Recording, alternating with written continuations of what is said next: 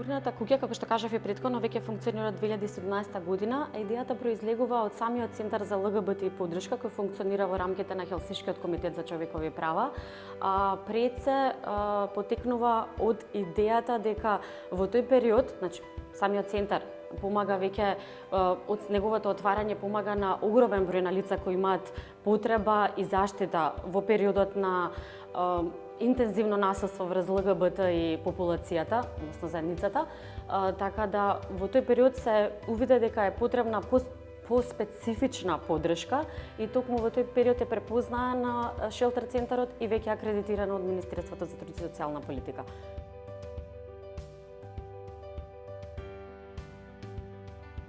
Основниот критериум за влез во сигурната куќа е лицата да постои ризик од бездомништво, ризик од дискриминација или ризик од насилство, семено насилство или насилство врз сексуална ориентација и родов идентитет.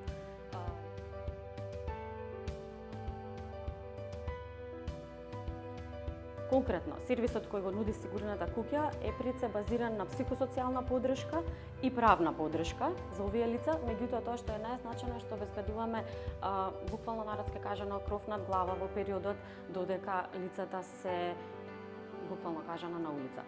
Тоа што ние го правиме, процесот на ресоциализација во сигурна куќа, значи се совпаѓа од тоа што имаме многу често работилници, гледаме значи што почесто да одржуваме креативни социјални работилници, како например креативни може да бидат правење на различни предмети, значи каде што корисниците би се истакнала нивната креативност најпрво.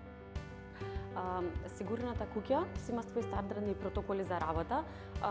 Меѓу нив најзначајното е тоа што самата локација на шелтер центарот, односно на сигурната куќа е заштитена, значи дискретна.